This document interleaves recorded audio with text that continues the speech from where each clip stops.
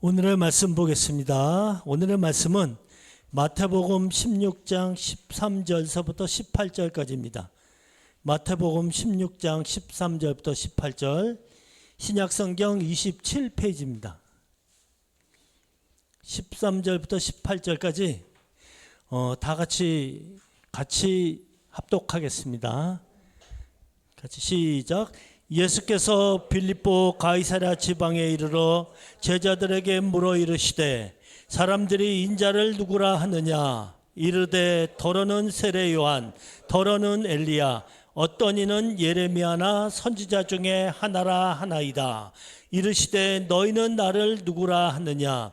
시몬 베드로가 대답하여 이르되 주는 그리스도시요 살아계신 하나님의 아들이시니이다. 예수께서 대답하여 이르시되 바요나 시몬아, 내가 복이 있도다. 이를 내게 알게 한 이는 혈육이 아니요 하늘에 계신 내 아버지시니라. 또 내가 내게 이르노니 너는 베드로라. 내가 이 반석 위에 내 교회를 세우리니 음부의 권세가 이기지 못하리라. 아멘. 오늘 마태복음 16장 13절 18절 말씀으로 목사님께서 예수님의 생애 30번째 베드로의 신앙 고백이라는 제목으로 말씀 전해 주시겠습니다.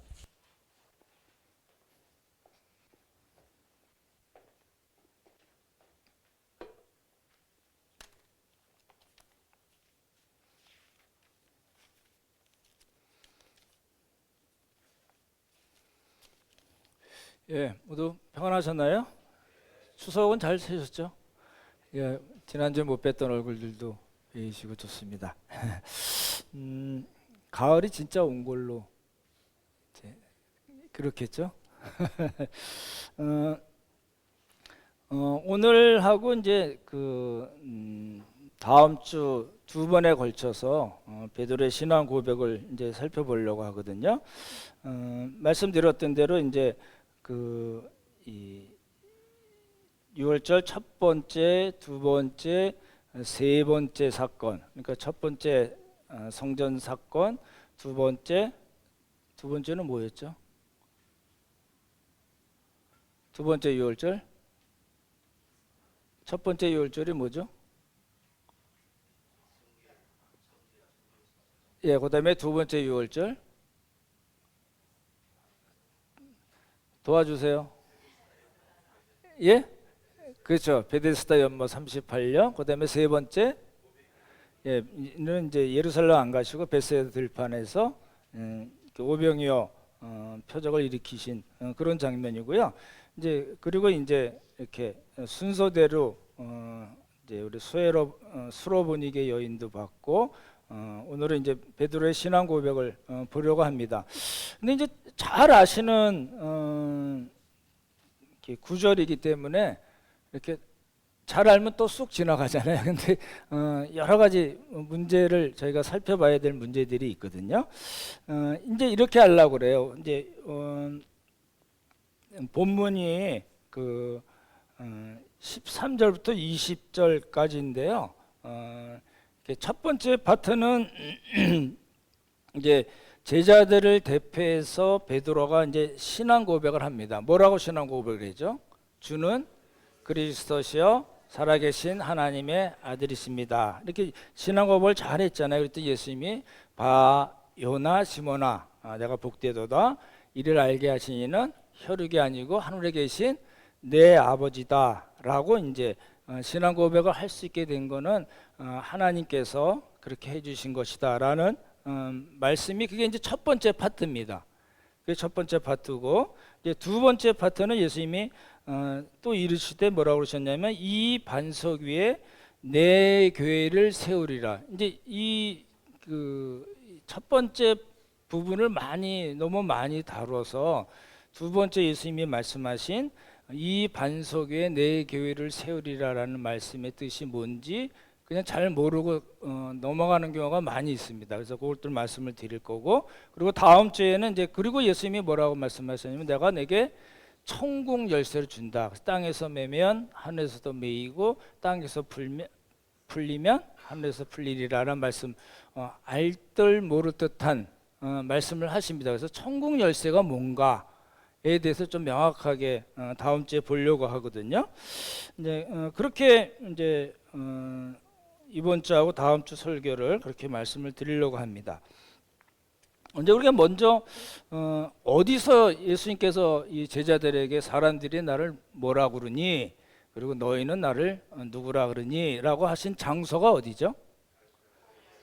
그죠? 빌립보 가이사랴 또는 가이사라 빌립보 이렇게 얘기하잖아요. 전에 봤던 근데 이게 좀 그 생각을 해보면 좋을 것 같아요. 여기 우리가 지난번에 수로보니게 여인 봤던 데는 요 두로 지방이죠, 그렇죠? 두로 시돈, 지금 레바논이죠. 뭐 헤즈볼라 뭐 이스라엘 싸우는 그런 동네잖아요. 그리고 이제 오늘 그 예수님께서 제자들에게 너희는 나를 누구라 하느냐 할 때는 요 가이사라 빌립보입니다. 요게 이제 갈릴리 바다에서 한 40km 정도 올라가거든요.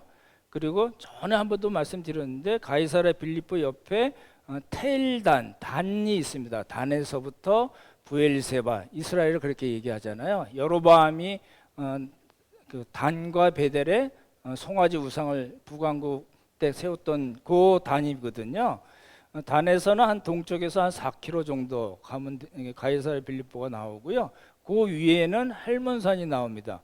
그러니까 헬몬산 기슭에 한 13km 떨어졌다고 그러는데 헬몬산 기슭에 있는 가이사라 빌립보를 아시면 좋을 것 같아요. 근데 성경에 가이사라라고 또 나오는데요. 들어보셨죠? 고넬료 성령 사건 때 이게 가이사라가 나오죠. 가이사라는 그 우리가 잘 지중해에 있는 거죠.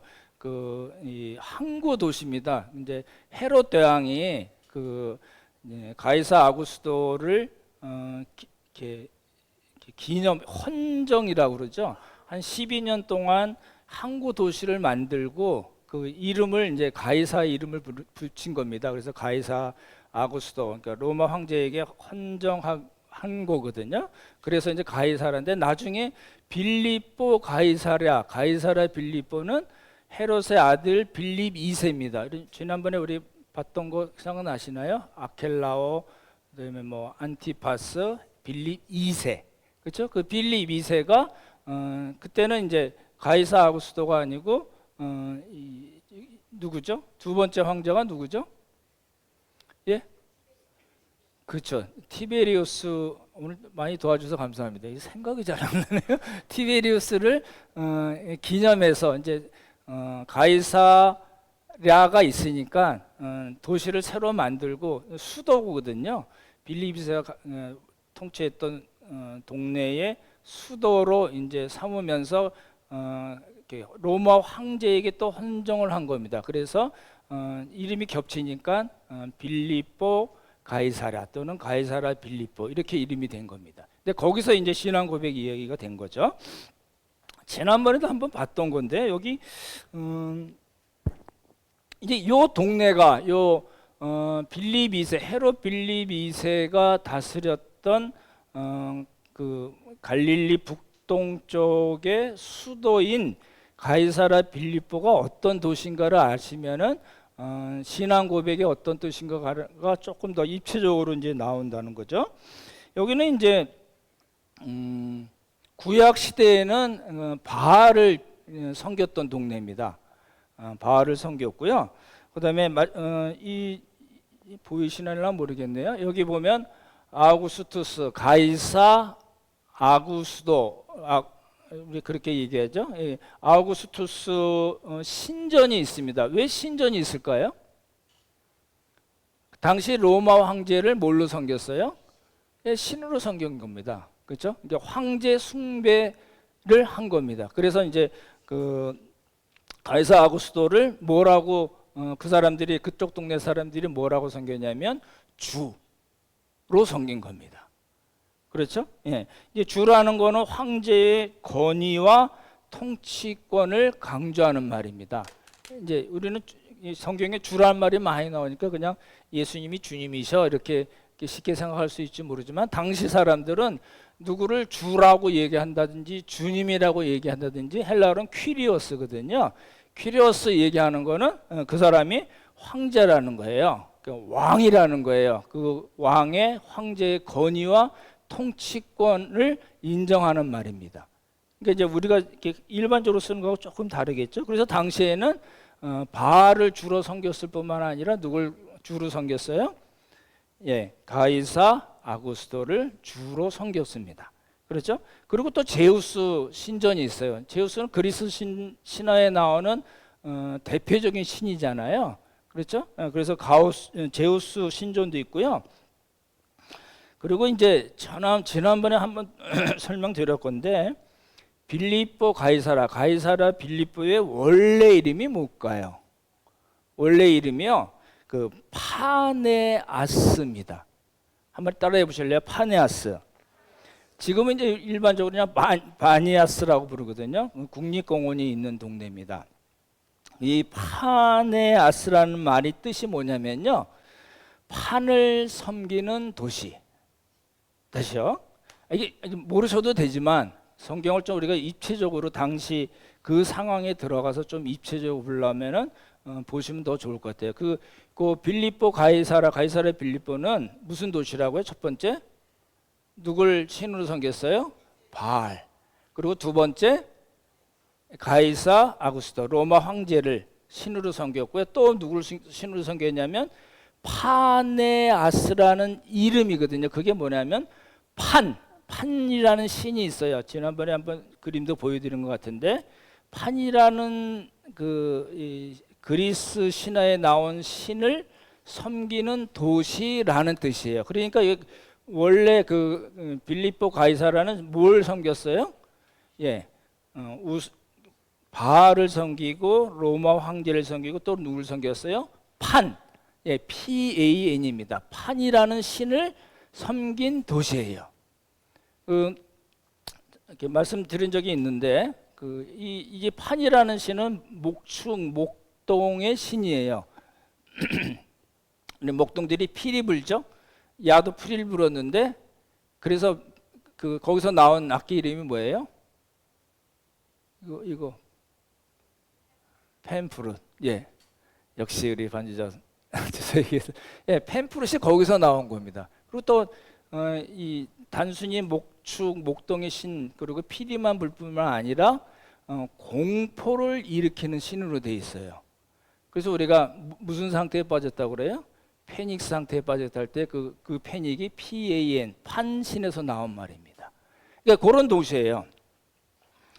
그런 도시에서 이제 예수님께서 이제 뭐라고 물으셨냐면 사람들은 나를 누구라 하느냐 너희들은 나를 누구라 하느냐 할 때 베드로가 뭐라고 했어요? 주는 그리스도시요 살아계신 하나님의 아들이십니다라는 고백을 한 거예요. 그러니까 이 뒷배경이 뭐예요? 우상을 섬기는 온갖 우상을 섬기는 그 도시를 배경으로 예수님께서 너희들은 나를 누구라 하느냐라고 질문을 하신 겁니다.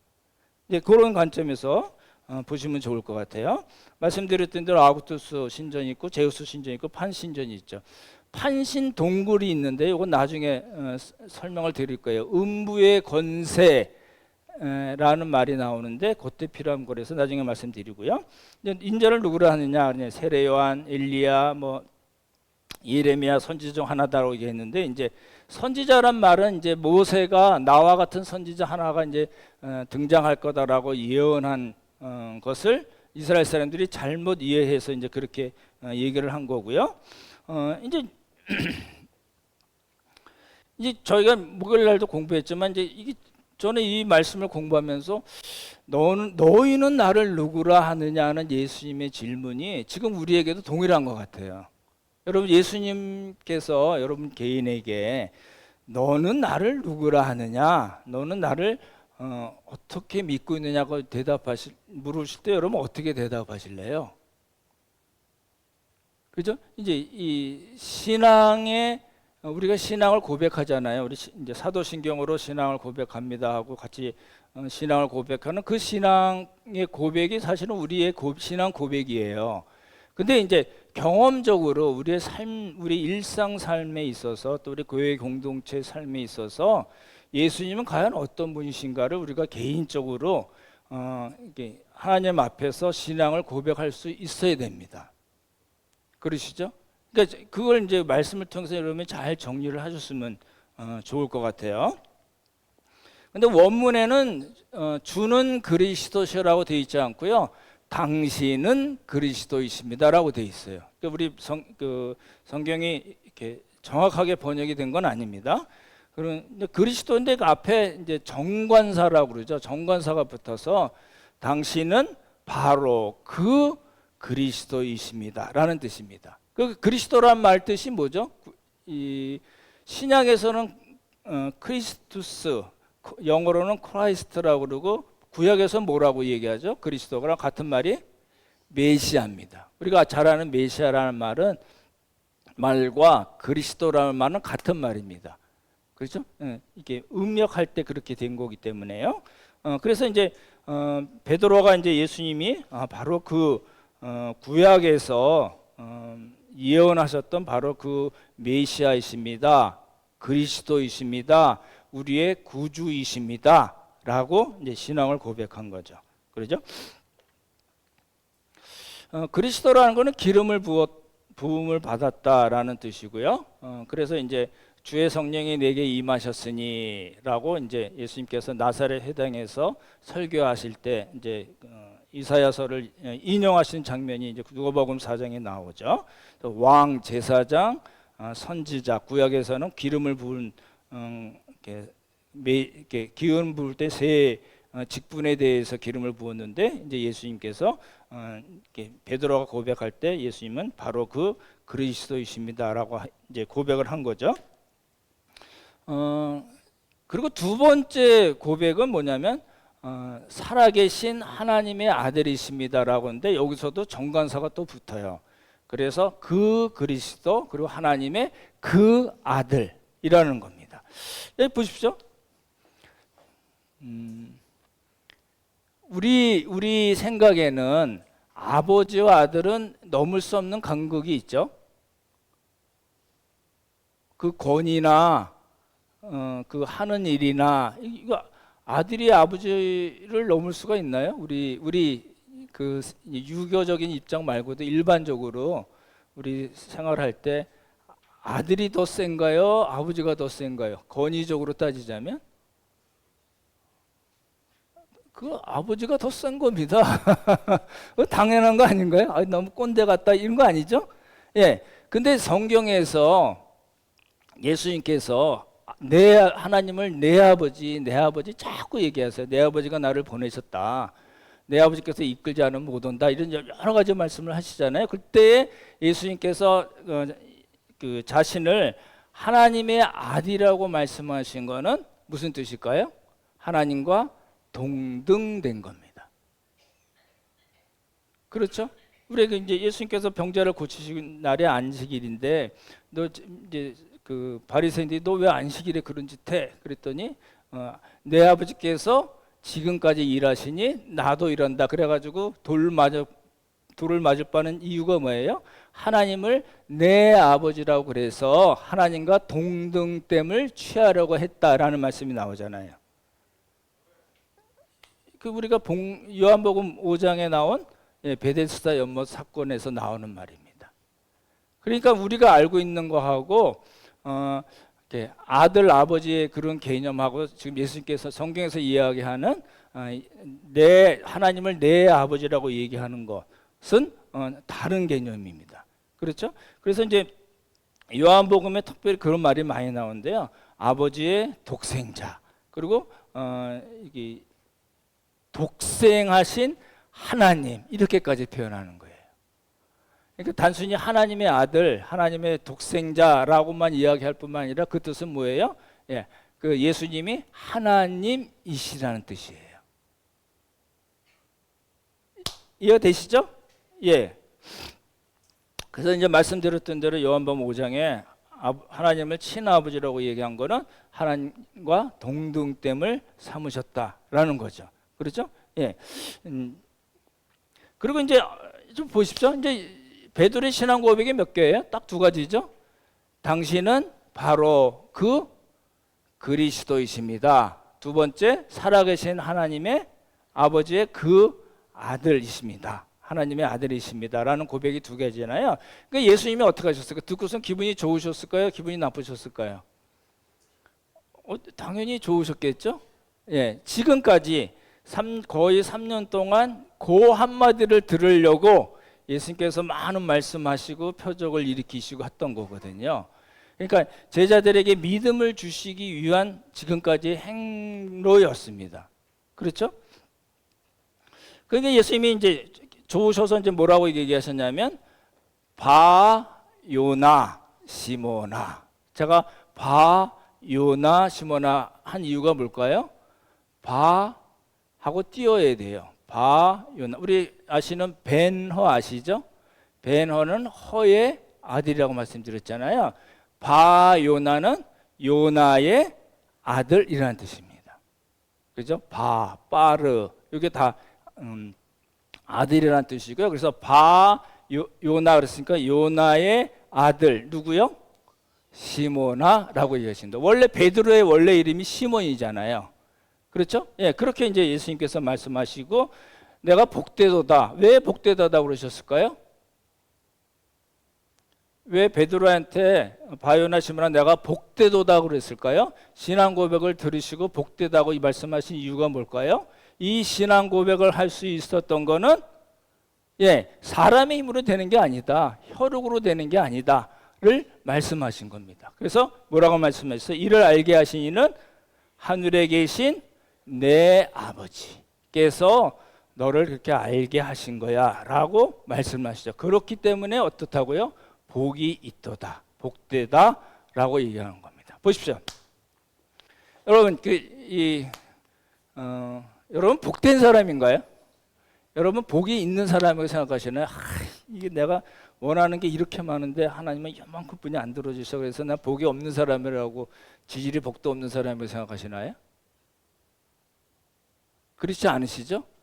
예, 우리는 복된 사람입니다. 내 형편이 어떠하든지 간에 하나님이 어떤 분이시고 예수님이 우리의 메시아 그리스도 구원자이실 뿐만 아니라 우리의 주인이시고 우리를 하나님께서 예수 그리스도께로 이끄시고 그리고 내쫓지 않으시고 영생을 주시고 마지막 날 다시 살리신다는 그런 믿음이 있잖아요. 그래서 우리는 복된 사람이라는 거예요. 근데 복되긴 한데 뭔가 좀 플러스 알파가 있으면 좋겠다는 거는 근데 그 다음 문제고 우리는 기본적으로 어떤 사람이에요? 복이 있는 사람입니다.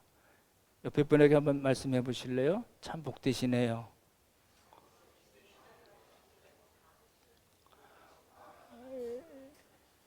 예, 정말 우리 복된 분들이십니다. 그렇죠? 나는 아직 예수님이 누구신지 잘 모르는데 그러면 이제 다시 생각을 이제 해보셔야 되겠죠. 그렇죠? 그런데 바요나 시모나 할 때 시몬은 말씀드렸던데 헬라식 이름이고 바빠르는 아들이고 요나라고 그랬는데 예수님께서 부활하시고 베드로를 만나서 내가 나를 사랑하느냐 3번 물으실 때 요한의 아들 시모나라고 얘기하잖아요. 왜 요한의 아들이라고? 여기는 요나의 아들인데 거기 왜 요한의 아들이라고 그러냐면 요나, 요한, 요하난 이란 말이 있거든요. 다 같은 말입니다. 축약형으로 돼서 어느 성경에는 요한의 아들 시몬이라고 돼 있고 여기에는 바요나 시몬의 아들로 돼 있습니다. 이제 그 차이만 아시면 될 것 같고요. 이렇게 말씀하신 거는 이제 혈통적인 신분을 강조한 겁니다. 네가 그렇게 신앙 고백을 했어도 이거 혈통적으로 사람의 뜻으로 알 수 있는 것이 아니다를 강조하시는 그런 용법입니다. 그래서 그런 신앙 고백이 하나님께로부터 온 선물이다를 강조하실 때 쓰신 말씀이라는 거죠. 우리 에베소서 한번 찾아보시면 좋겠네요. 에베소 2장.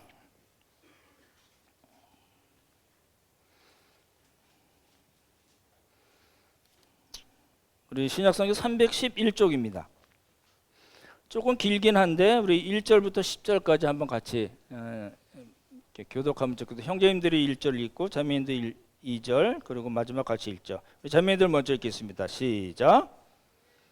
다시요. 그는 시작.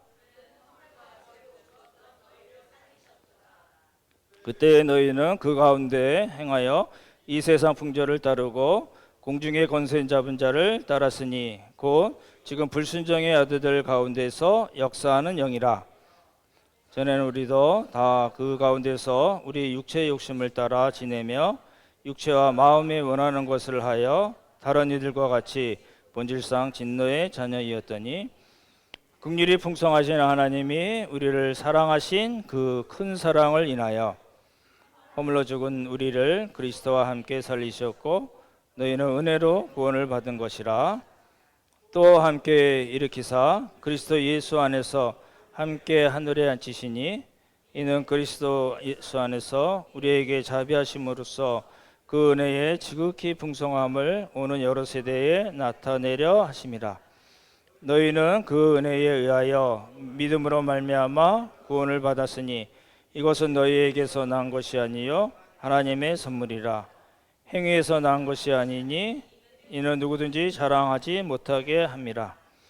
우리는 그가 만드신 바라 그리스도 예수 안에서 선한 일을 위하여 지으심을 받은 자니 이 일은 하나님이 전에 예비하사 우리로 그 가운데서 행하게 하려 하심이니라. 예. 요한복음 6장에서 우리가 그 생명떡 강화에서 봤잖아요. 아버지께서 내게 이끌지 아니하시면 아무도 내게 올 수 없다.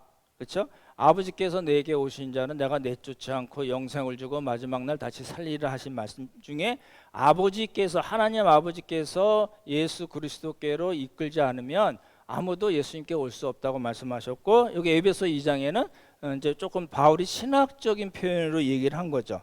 그렇죠? 어떻게 구원을 얻었다고요? 예, 구원 전에가 뭐죠? 믿음이죠. 믿음 전에가 뭐죠? 은혜죠. 그래서 은혜를 강조한 거예요. 은혜, 믿음, 구원이에요. 그렇죠? 이제 그렇게 얘기한 거죠. 그래서 이제 베드로에게 말씀하신 이를 내게 알게 하신 이는 혈육이 아니라 하늘에 계신 내 아버지라 말씀하신 것과 동일한 내용입니다. 그렇죠? 표현이 조금 다르다 뿐이죠. 이게 이제 첫 번째 파트예요.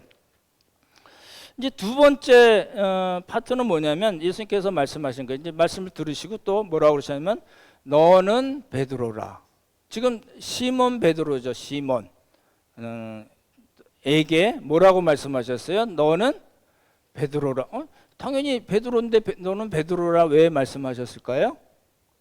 예, 그걸 우리가 봐야 되겠죠. 그리고 예수님이 뭐라고 말씀하시면 내가 이 반석 위에 내 교회를 세우리라 라고 말씀하시고 음부의 권세가 이기지 못할 것이다 이렇게 말씀하시거든요. 그리고 파트 세 번째에서는 다음 주 볼 거죠. 천국 열쇠를 내게 주니 매면 매이고 풀면 풀리리라 라고 예수님께서 말씀하신 것이거든요. 보십시오. 예수님께서 안드레가 이제 요한복음 1장에 나옵니다. 예수님의 첫 번째 5 제자 이야기할 때 나왔죠. 기억나시나요? 예, 나왔었습니다.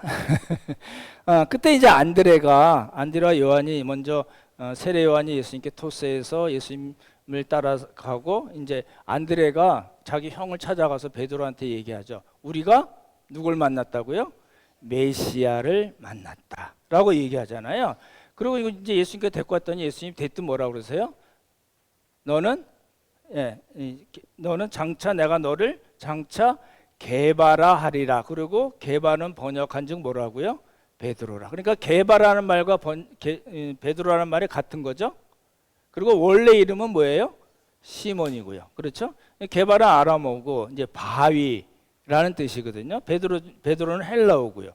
그래서 이제 너는 베드로라고 예수님께서 지금 요 타임에 신앙 고백을 이제 예수님을 따라다니면서 배우고 표적도 보고 말씀도 듣고 이런저런 아주 여러 가지 많은 일이 있고 너희들은 나를 누구냐 할 때 베드로가 제자들 전체를 대표해서 주는 그 그리스도 살아계신 하나님의 그 아들이시며라는 말씀을 듣고 예수님께서 바요나 시몬아 내가 복되다 말씀하시고 이를 내게 하신 이는 혈통이 아니고 하늘에 계신 내 아버지라고 말씀하시고 뭐라고 얘기하셨어요?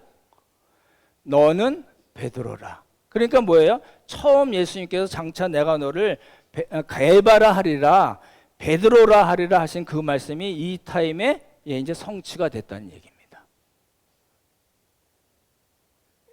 우리는 이제 베드로라는 이름이 익숙하고 예수님이 베드로 보고 베드로야 하고 제자들도 베드로야 이랬을 거라고 생각하는데 그렇지 않습니다. 성경에는 딱 한 번 나오죠.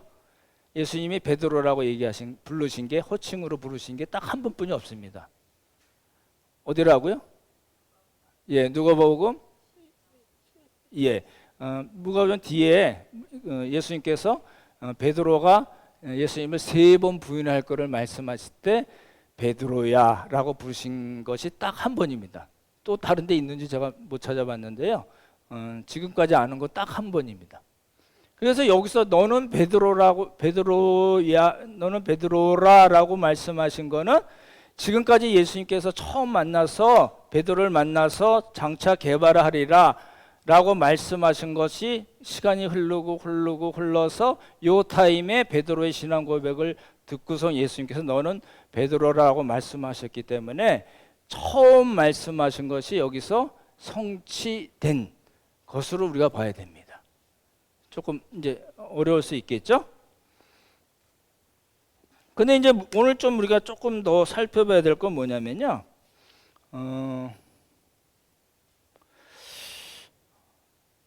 이제 로만 카톨릭 처치라고 그러죠. 제가 RCC라는 약자로 썼는데 로만 카톨릭 처치에서는 이제 우리가 현재 얘기하는 천주교에서는 이걸 조금 다르게 해석을 해요.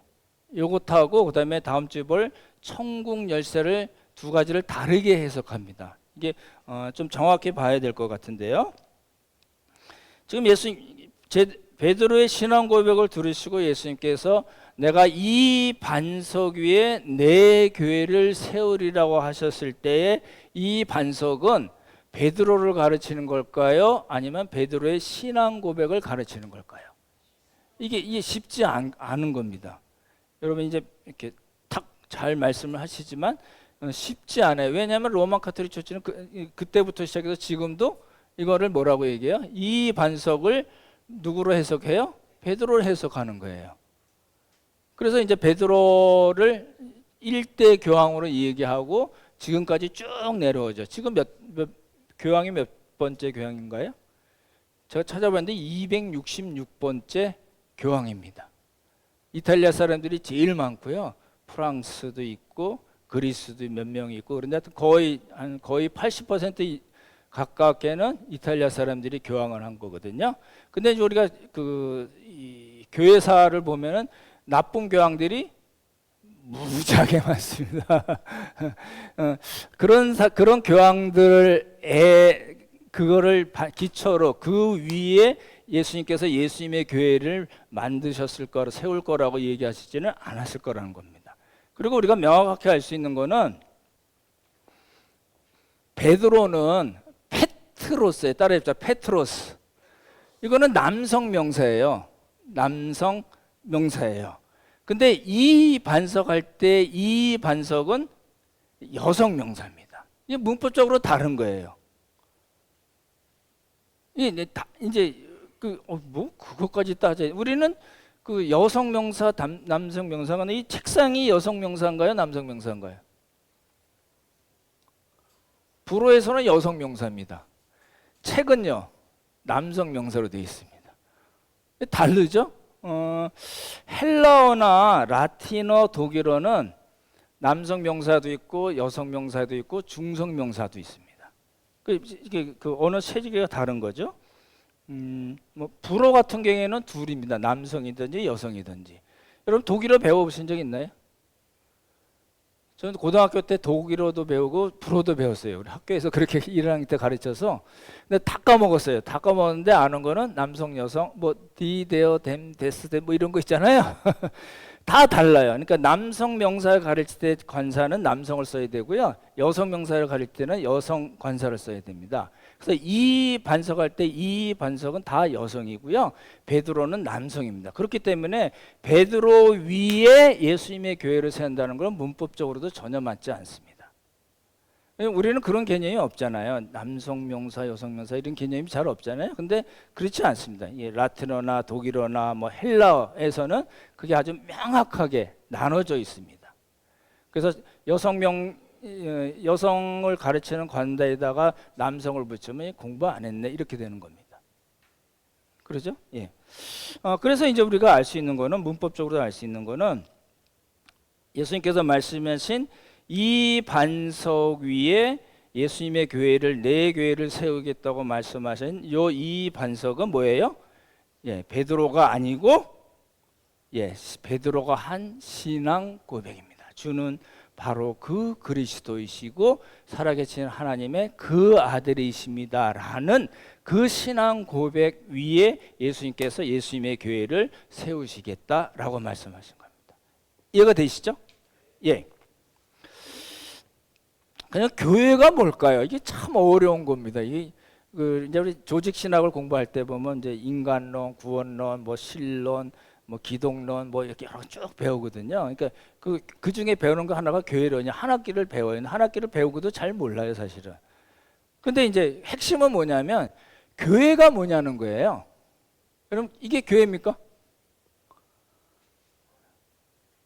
이건 예배당이죠. 예배를 위에서 만든 건물. 이게 우리 그렇기 때문에 이제 그 성전 건축 헌금 이런 거는 말 자체가 틀린 말입니다, 사실은. 성전이 지금 있나요? 지금 성전이 어디 있어요? 성전은 우리 자신이 성전이거든요. 교회는 뭐죠? 교회는 에클레시아라고 그러는데 이거는 뭐뭐로부터라는 뜻이고요. 칼레오라는 동사가 헬라어 동사가 있는데, 그러니까 뭐뭐로부터 부르다에서 온 명사예요. 그러니까 에클레시아라고 여러분 잘 많이 들으셨잖아요. 그러니까 이 교회는 세상으로부터 죄와 사망의 권세로부터 하나님께서 그 사람들을 끄집어내서 만든 모임입니다. 그 사람도 그렇고 그 모인 사람들을 뭐라고 그래요? 에클레시아 교회라고 얘기합니다. 그러니까 이런 관점에서 보면 로마 가톨릭 처치는 이 성당 건물도 그렇고 그 종교 시스템 자체도 그렇고 교황이라고 얘기하는 것도 그렇고 운영 체제도 그렇고 모든 것들이 다 성경과 맞지 않습니다. 그러죠? 예. 그러니까 여러분들 우리가 교회 하면은 뭘 딱 떠올려야 될까요?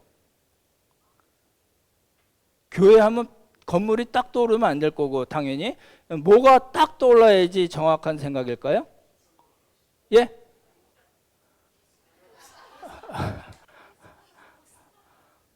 진짜? 아니죠? 교회 하면 딱 떠오르는 게 뭘까요? 이렇게 여러분 보십시오. 여러분들을 보십시오.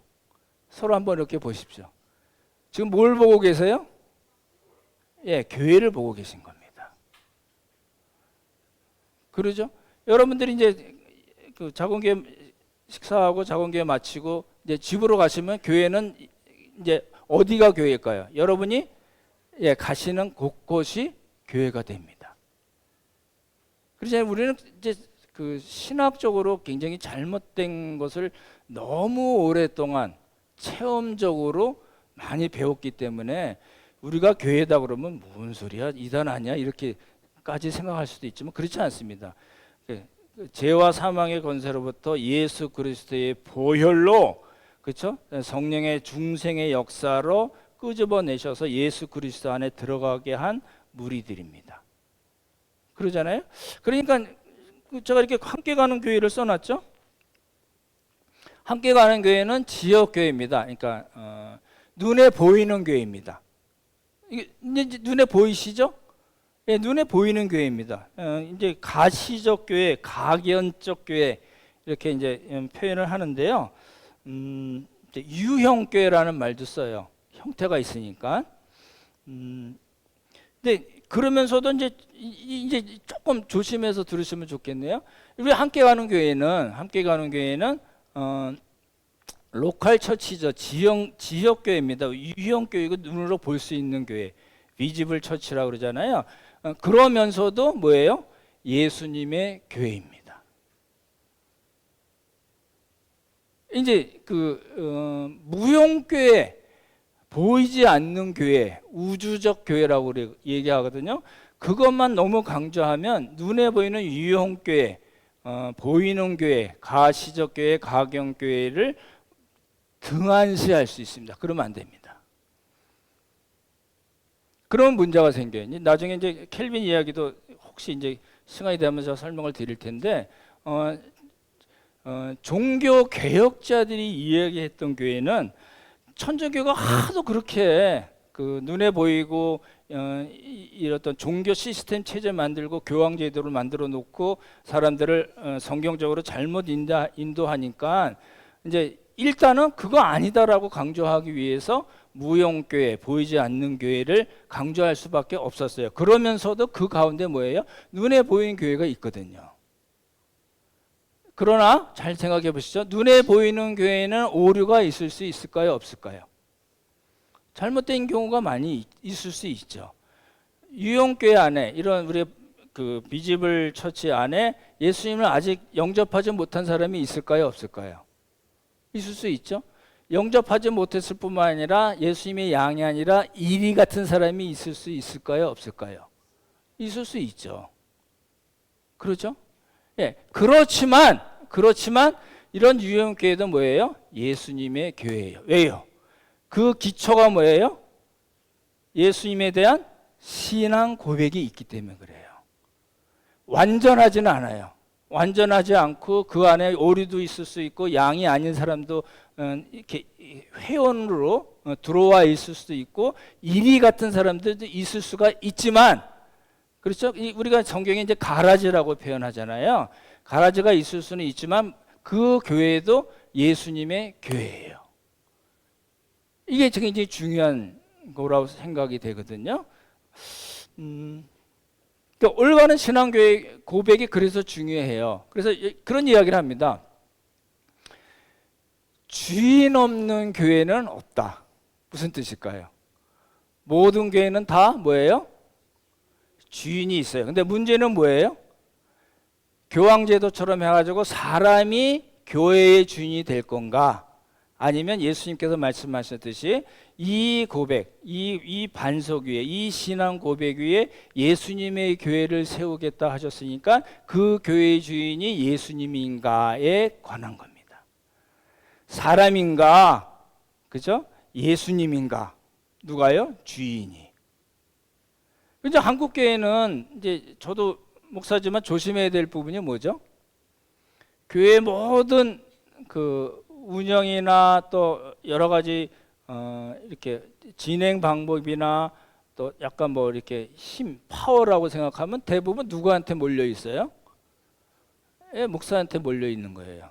그래서 이제 야외를 간다든지 그러면 이제 식사를 할 때 어떻게 정하죠? 목사님이 뭘 좋아하시나? 실제 그런 교회들이 있어요. 목사님이 드셔보시고 마음에 들면 도시락으로 하는. 이건 너무 웃기는 거잖아요. 그러니까 뭐 그건 이제 사소한 얘기지만 그런 것들이 한국 교회는 굉장히 많이 이렇게 모르게 쭉 잠겨 있거든요. 근데 그러면 그게 예수님의 교회일까요? 목사의 교회일까요? 예, 예수님의 교회는 예수님이 주인이셔야 되거든요. 그렇죠? 예, 정말 그렇습니다. 그러면 이제 우리가 생각해 봐야 될 게 있죠.